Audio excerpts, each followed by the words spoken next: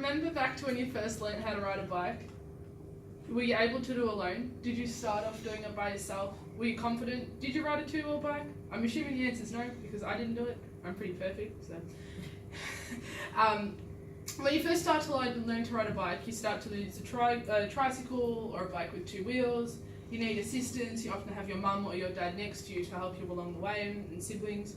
You practice up and down the street, trying to build confidence, and so that you're able to eventually do it by yourself. Sounds a little bit like learning to read, doesn't it? You need assistance and someone beside you for a while, helping to learn and so that you can read all the words, helping you to put together sentences and sound out words. You learn skills and how to read and write so that eventually you can do it by yourself.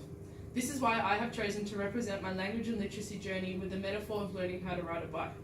Because while one is more of a physical process and one isn't, they're quite similar in nature. You need help in the beginning, you can't do it alone. And then eventually, after a lot of practice, you start to develop confidence, and then one day, you're able to do it by yourself.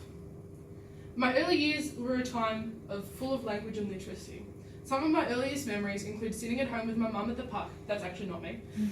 Sitting with my mum at home in the park, reading books. We had a regular routine going. My mum worked at a hotel down the road, did a night shift, so every time she'd come home, as I was waking up, after she came and I'd woken up, eaten breakfast, we'd walk down to the park at the end of our street together, hand in hand, and read whatever book was my flavour of the week.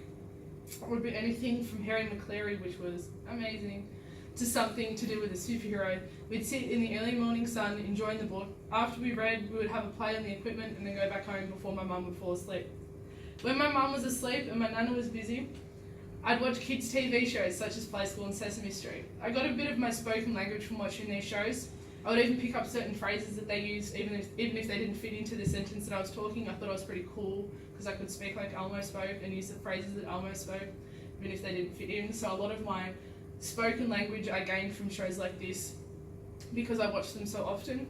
I also have memories of sitting on the floor at kinder listening to the teachers read books, and kinder is also where I learnt a lot of language and literacy as I was able to engage in fun and educational activities. And there's a picture of Harry McCleary because it's an amazing book. I think that the way in which I learned during this time reflects on both the behaviourist perspective and a social interactionist perspective. On learning, I gained most of my language through interacting with others and from the people around me. Primary school.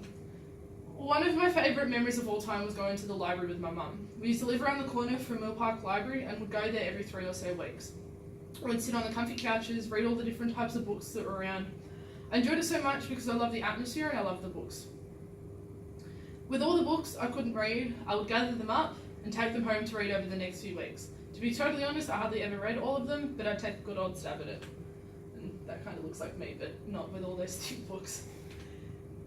When I was about in years 4, 5 and 6, I was a library monitor at my school. Before and after school, I would go to the library, put books away, help the librarian with all the little tasks that she had to do. This is one of my favourite things to do during primary school.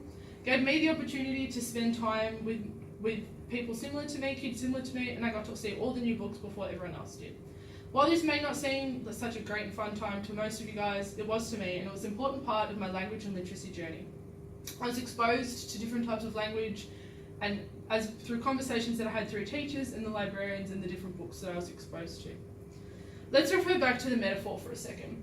When I was in my early years, I just started to learn to ride the tricycle. I needed help most of the time, and I wasn't able to do it by myself.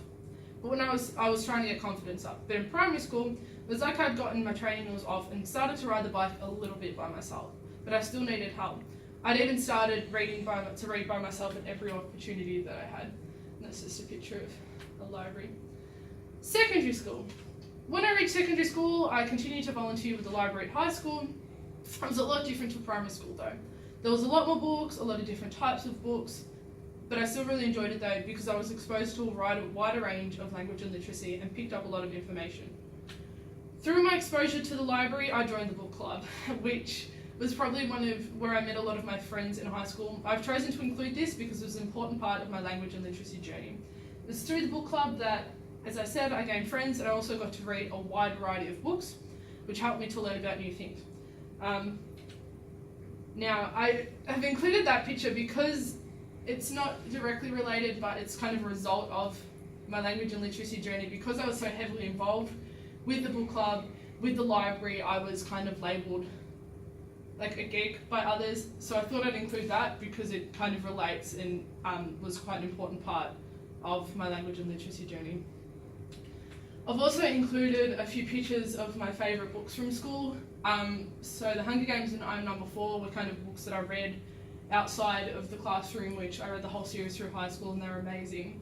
To Kill a Mockingbird I read in Year 10 English, and it's the first kind of adult type book that I'd read because it wasn't your kind of tween stories that were really all about love and stuff like that, and I've included that because it was quite important to me. And The Outsiders by S. E. Hinton was probably my favourite book of all time.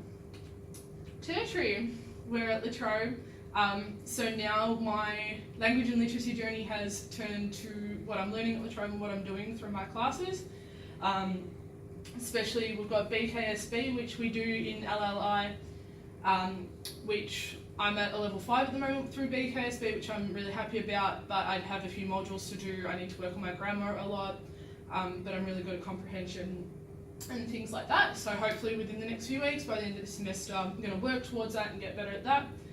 I do find though that especially with the readings now, at a university level, I do tune out quite a bit because they're not quite as exciting as reading a book like The Hunger Games or something like that.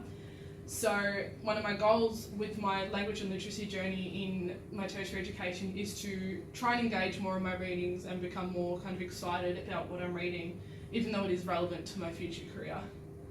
And a recap. So to recap, my metaphor was learning to ride a bike. You can't do it by yourself at the start, just like reading. You can't learn how to read at the start by yourself, you need help. And then eventually you get your confidence, and you can read by yourself eventually, like you can ride your bike eventually.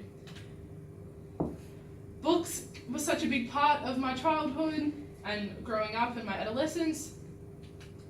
And the library is where I spent a lot of my time through primary school and through high school. And something that I want to do now, what's next, is to continue to improve, to continue to learn how to ride that bike, to get faster, to get more confident, and so that eventually I can do it by myself without any help at all.